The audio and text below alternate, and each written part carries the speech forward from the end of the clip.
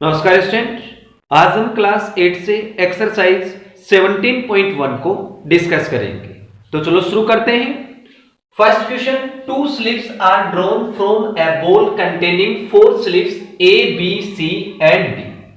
देखो, एक बॉल में 4 स्लिप्स हैं ए बी सी डी, उसमें से हमने 2 स्लिप को ड्रॉन किया है। If the first slip is replaced before the second slip is drawn, यानी कि सेकंड स्लिप अगर हम ड्रॉ करते हैं तो पहली वाली स्लिप को रिप्लेस करना होगा। List the sample space and the simple event. तो सबसे पहले हम समझते हैं व्हाट इज सैंपल स्पेस। तो सैंपल स्पेस किसको बोलेंगे student? The set of all possible outcomes is called sample space. तो जो हमारे पास बॉल में 4 स्लिप थी ना, वो आपकी सैंपल स्पेस होगी। सो सैंपल स्पेस, जिसको हम कैपिटल एस से रिप्रेजेंट करते हैं, ठीक है, इजिकल टू क्या होगा? A B C and D. ये हमारे पास सैंपल स्पेस आ गया। अब इसमें बोला है सिंपल इवेंट। अब सिंपल इवेंट क्या होता है, देखो उसको समझते हैं। ये जो हमारे पास ए है, इसको हम बोलते हैं सैंपल पॉइंट, ठीक है। ए क्या होगा? Sample point.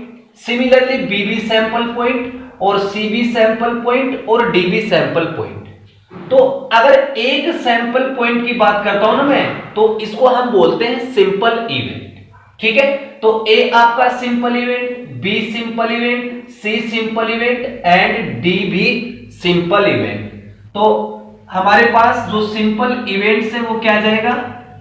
Simple event is equal to यही आ जाएगा आपका A B C and D, ठीक है। ये आपका first question complete. Okay yes guys, अब हम सेकंड क्वेश्चन को लेते हैं। A die is thrown once. एक डाई को हमने एक बार थ्रो किया है। तो जब हम किसी डाई को एक बार थ्रो करते हैं तो उसके पॉसिबल आउटकम्स क्या होंगे? 1 2 3 4 5 and 6।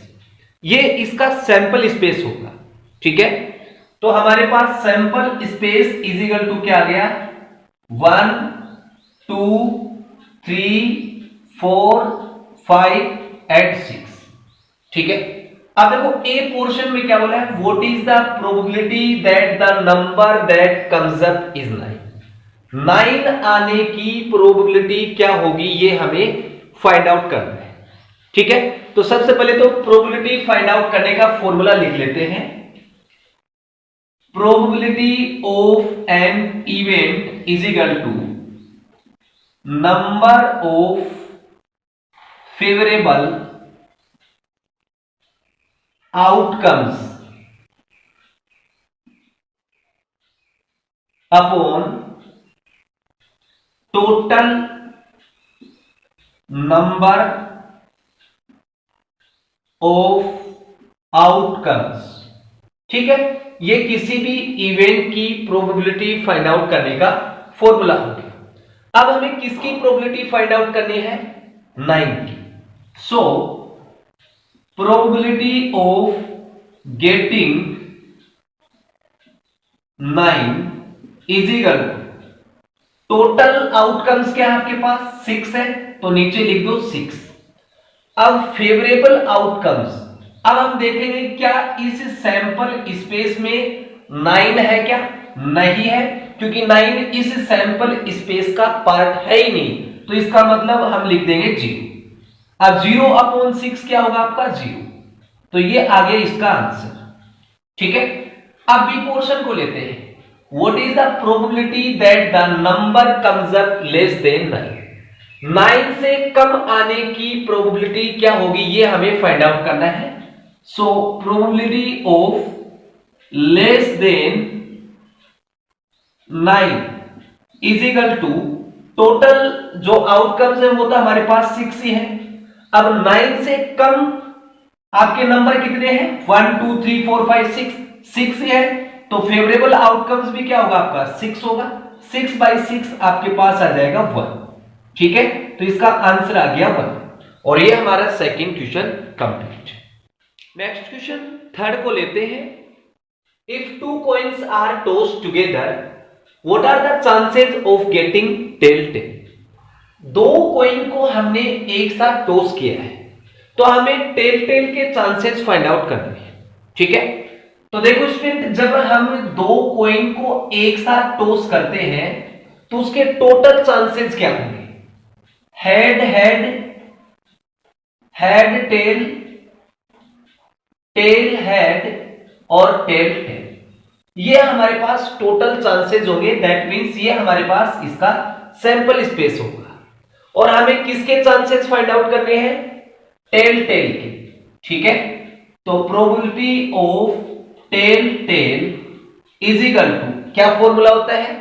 Number of favourable outcomes only one है तो ऊपर लिख देंगे 1 upon total number of outcomes, तो हमारे पास 4 है तो नीचे लिख देंगे 4।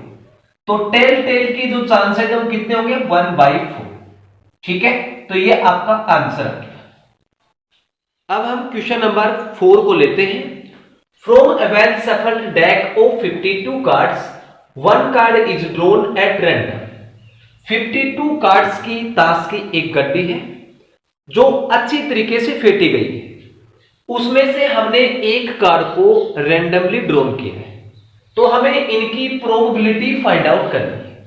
ठीक है, तो ताश की जो एक गड्डी होती है उसमें टोटल कार्ड्स हैं वो 52 होते हैं, और 52 कार्ड्स हैं वो दो कलर के होते हैं, एक तो ब्लैक दूसरा रेड। ब्लैक कलर के 26 कार्ड्स होंगे और रेड कलर के 26 होंगे। ठीक है, फिर हमने ब्लैक कलर को दो पार्ट में डिवाइड किया, एक तो स्पेड दूसरा कलर। ऐसे ही रेड कार्ड को भी हमने रेड कलर को भी दो पार्ट में डिवाइड किया, एक तो हार्ट और दूसरा डायमंड। ठीक है, स्पेड के 13 कार्ड होंगे, क्लब के 13, हार्ट के 13 और डायमंड के 13। ठीक है, मैं चारों दिखा देता हूं। देखो, ये आपके होते हैं स्पेड के कार्ड। ठीक है, और इनको हम बोलते हैं क्लब। ये क्लब के 13 कार्ड है। उसके बाद देखो, इनको हम बोलते हैं हार्ट के कार्ड, और इनको हम बोलते हैं डायमंड के कार्ड। ठीक है, ये आपको शायद दिख रहे होंगे। अब हम आगे बात करते हैं। मैं कोई भी इसमें से एक ले लेता हूं, जैसे मैं कलम की बात कर लेता हूं। कलम के 13 कार्ड कैसे होते हैं, कलम को समझा देता हूं, बाकी की सभी में ऐसा ही होगा।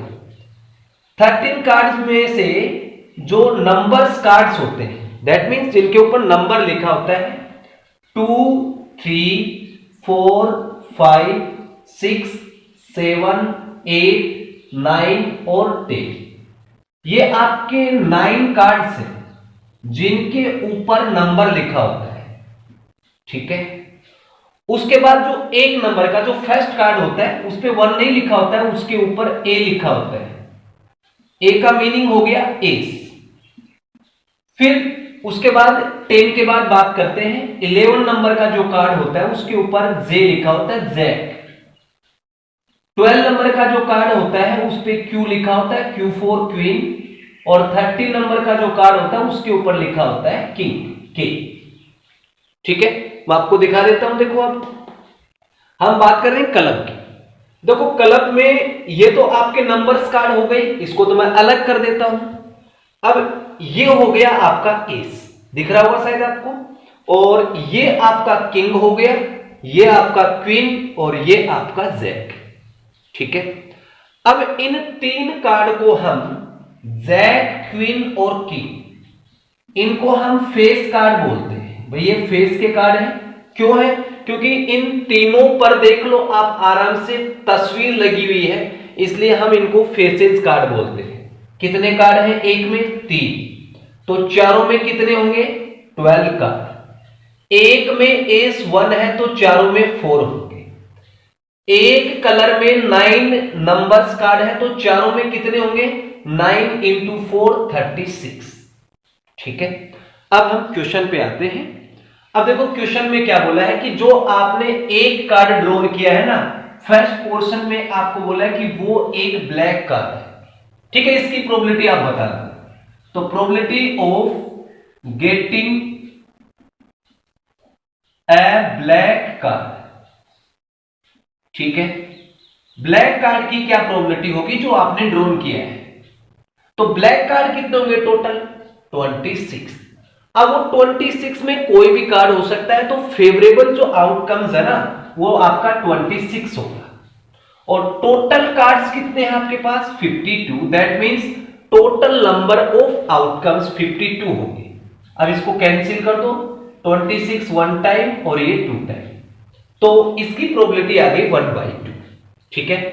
अब बी पोर्शन को लेते हैं।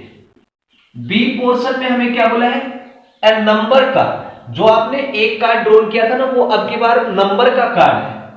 तो probability of getting a number card, अब ध्यान से देखो नंबर कार्ड कितने हैं टोटल आपके पास 36, यानी कि ये हो गया आपका फेवरेबल आउटकम्स। 36 में से कोई भी एक नंबर का कार्ड हो सकता है, और टोटल कार्ड कितने आपके पास 52। अब इसको कैंसिल कर दो, 4 से कट जाएगा ये 9 टाइम और ये कटेगा 13 टाइम, ये इसका आंसर आ गया। अब हम सी पोर्शन को लेते हैं। सी पोर्शन में क्या दिया है, ए ब्लैक फेस कार्ड, ठीक है। तो probability of getting a black face card, ठीक है। अब ब्लैक फेस कार्ड कितने होंगे वो भी मैं आपको दिखा देता हूं।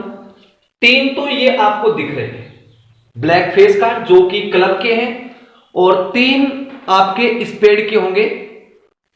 देखो 1 2 और 3, तो हमारे पास टोटल जो ब्लैक फेस कार्ड कितने हो गए 6 हो गए।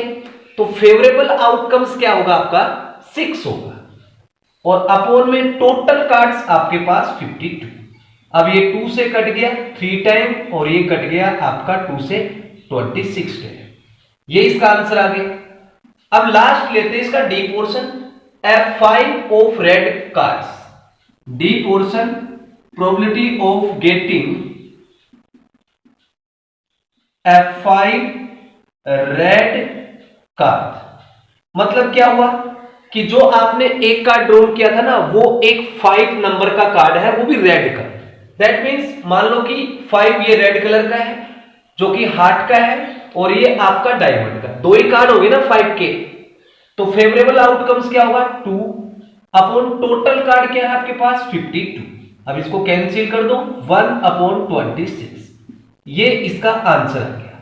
और ये हमारा question number 4 complete. Question number 5 को लेते हैं। What is the probability of rolling an even number on the cube marked with 1 2 3 4 5 and 6 on its faces. एक क्यूब है जिसके फेसेज पर ये नंबर लिखे हुए हैं, उसको हमने रोल किया है, उसको हमने थ्रो किया है। तो इवन नंबर आने की प्रोबेबिलिटी क्या होगी ये हमें बताना है, ठीक है। तो देखो जब हम इस क्यूब को रोल करेंगे तो जो टोटल आउटकम्स हैं वो क्या आएंगे 1 2 3 4 5 6 आएगा। तो सैंपल स्पेस हमारे पास आ गया 1 2 3 4 5 एंड 6, ठीक है। अब यहां से इवन नंबर क्या होगा, even number is equal to 2 4 6, और हमें किसकी प्रोबेबिलिटी फाइंड आउट करनी है इवन नंबर की। तो probability of even number is equal to favourable cases 2 4 6, 3 cases हैं, अपॉन में टोटल केसेस कितने हैं 6 है, तो अपॉन में 6 लिख देंगे।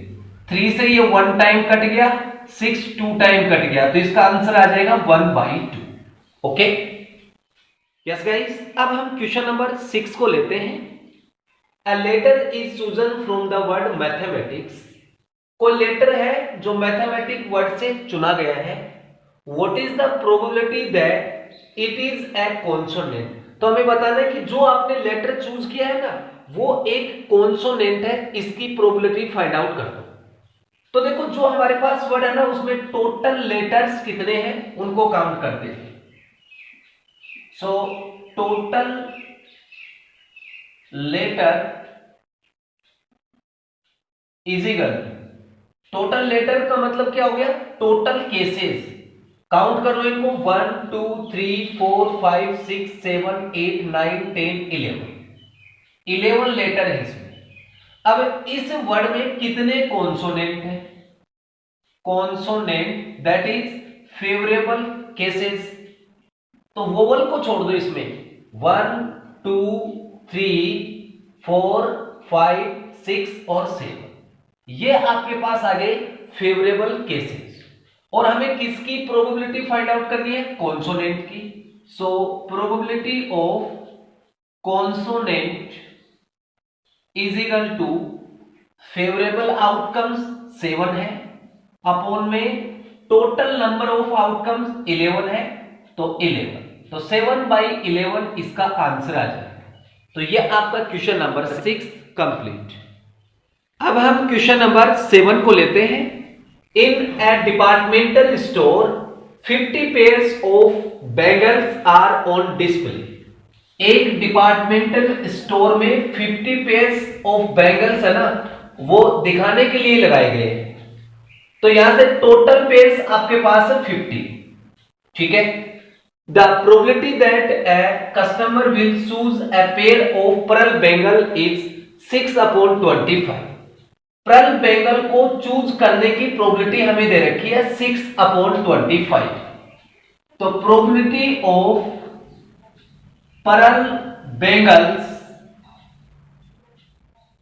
Is equal to 6/25। How many pearl bangles are on display. तो हमें क्या फाइंड आउट करना है, नंबर ऑफ पर्ल बैंगल्स। अब हमारे पास टोटल पेयर्स कितने हैं बैंगल्स के, 50 पेयर्स। तो मैं क्या करता हूं, इस 25 को 50 बनाने के लिए किसके साथ मल्टीप्लाई करूंगा, 2 के साथ। तो मेरे पास क्या आ जाएगा 50, यानी कि 50 टोटल केसेस हो गया ना। तो अब मैं इस 6 को किसके साथ मल्टीप्लाई करूंगा, 25 को 2 से किया है तो 6 को भी सेम नंबर के साथ ही मल्टीप्लाई करना पड़ेगा। तो 6 × 2 आपका 12, ठीक है। तो ये मेरे पास आ गया नंबर ऑफ पर्ल बैंगल्स। तो therefore number of pearl bangles is equal to 12, ठीक है। अब आप देख रहे हो कि मैंने 2 के साथ मल्टीप्लाई क्यों किया, क्योंकि मेरे पास जो टोटल पेयर्स है ना वो 50 है। तो 25 को 50 बनाने के लिए आपको 2 के साथ मल्टीप्लाई करना पड़ेगा। तो जो आप 25 को 2 के साथ मल्टीप्लाई करते ना, तो वही नंबर आपको 6 के साथ मल्टीप्लाई करना पड़ेगा। इसलिए मैंने 6 को 2 के साथ मल्टीप्लाई किया, तो ये आपका आ गया 12। तो ये जो 12 है वो नंबर ऑफ पर्ल बैंगल्स होगा। तो ये आपका क्वेश्चन नंबर 7 कंप्लीट। अब हम क्वेश्चन नंबर 8 पे आते हैं। निष्ठा has a ₹1 coin, a ₹2 coin, a ₹5 coin and a ₹10 coin in her purse। निष्ठा के पर्स में ₹1 का सिक्का, 2 का, 5 का और 10 का है। She needs to pay for a pencil that costs ₹4। ₹4 की पेंसिल की कॉस्ट पे करने की आवश्यकता उसको। State the probability of her using the ₹5 coin। हमें बताना कि जो पेंसिल की कॉस्ट है ना ₹4, उसको पे करने के लिए ₹5 का कॉइन है वो यूज में ले, उसकी प्रोबेबिलिटी हमें फाइंड आउट करनी है। तो देखो हमारे पास टोटल कॉइन्स कितने हैं, 4। So total number of cases is equal to 4, that is 1 2 5 and 10। और पेंसिल की कॉस्ट क्या है, देखो ₹4 है। तो ₹4 पे करने के लिए उसको एक तो 5 का कॉइन चाहिएगा और एक 10 का चाहिएगा। तो number of favourable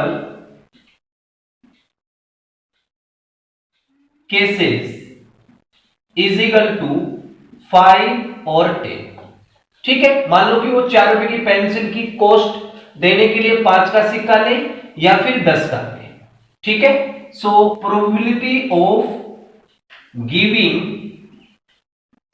₹5 coin is equal to favourable cases क्या आपके पास 2 और टोटल केसेस क्या आपके पास 4, तो 2/4 दैट इज 1/2 इसका आंसर आ गया, ठीक है। तो ये आपका question number 8 complete. Yes guys, अब हम क्वेश्चन नंबर 9 को लेते हैं। Find the probability of getting 53 Mondays in a year of 365 days. 365 days में 53 मंडे आने की प्रोबेबिलिटी क्या होगी, ये हमें फाइंड आउट करना है। तो गाइस सबसे पहले हम 365 डेज में कितने मंडे आते हैं उनको फाइंड आउट करते हैं। So we know that 1 week is equal to 7 days. हम अब 365 में 7 का डिवाइड करते हैं। 365 डिवाइड 7, 7 5 जा 35, 1 बच गया, 7 2 जा 14, माइनस करेंगे 1 बच गया। यानी कि 365 डेज में 52 मंडे तो आपके आ गए। अब एक दिन एक्स्ट्रा बचता है। अब वो एक दिन क्या होगा उसको देखते हैं। 1 day extra can be is equal to आपका संडे हो सकता है, मंडे हो सकता है, Tuesday, Wednesday, Thursday, Friday and Saturday. Okay, हमें किसकी प्रोबेबिलिटी फाइंड आउट करनी है, मंडे की। जो हमने ये 7 डेज निकाले हैं इसको हम टोटल केसेस बोलेंगे। So probability of getting 53 Mondays is equal to favourable cases only 1 है अपॉन टोटल केसेस 7 है तो अपॉन में 7। तो 365 डेज में 53 मंडे आने की प्रोबेबिलिटी क्या होगी 1/7। तो ये आपका question number 9 complete. Yes guys, अब हम एक्सरसाइज का लास्ट क्वेश्चन लेते हैं। A drawer contains some spools of thread as shown। आपकी बुक में इस साइड पिक्चर दे रखी है, उसको देखें। येलो स्पूल है वो 4 है, स्काई ब्लू 1, ब्लैक 1 और रेड 1, टोटल 7 स्पूल्स है। अब आगे क्या बोला है, a spool of thread is randomly picked from the drawer. हमने उस ड्रॉवर से रैंडमली एक स्पूल को उठाया है। What is the probability that the picked spool will be black, second yellow?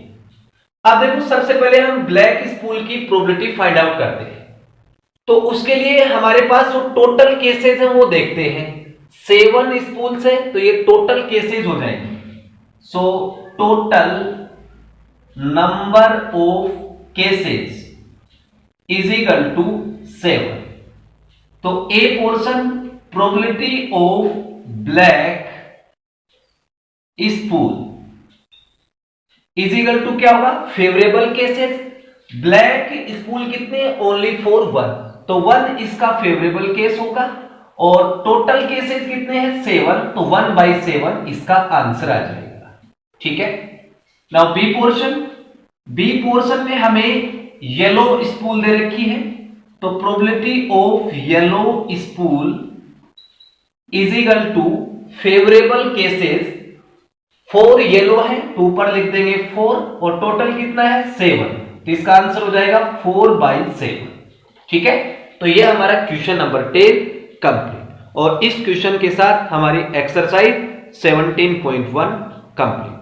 Guys, अगर आपको ये वीडियो अच्छी लगे तो प्लीज चैनल को लाइक एंड सब्सक्राइब जरूर करें। Thank you for watching.